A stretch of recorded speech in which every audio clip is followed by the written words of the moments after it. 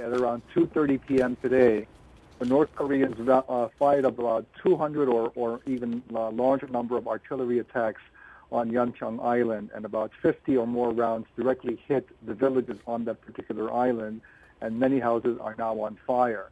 Some 4 people have been hurt, 4 soldiers on our side have been hurt, and we have returned fire, and the Air Force is on standby alert. I don't think this is going to flare up into a major conflagration, but of course, we are very, very concerned and watching the issue very, very closely.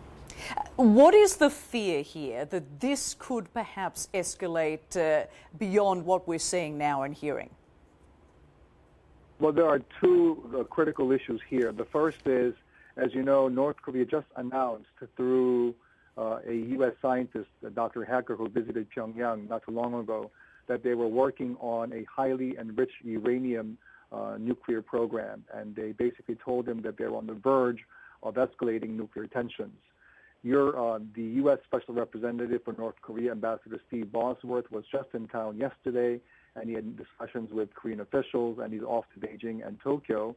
And I think this really is one major, I guess, strategy on the part of North Korea to bolster the ante as they go into further discussions with all of the parties concerned. So they're upping the ante, pushing the envelope in the hopes that somehow we will then kowtow to North Korean demands and come back to the negotiating table.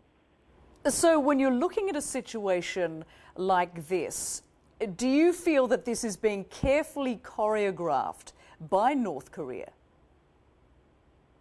Absolutely. If you look at the sinking of the South Korean corvette on March 26th this year when 46 sailors died, none of this would have happened unless it received the absolute top decision from Mr. Kim Jong-il or others at the apex of North Korea's leadership. As you know, he is transferring power to his 3rd son, 27-year-old Kim Jong-un.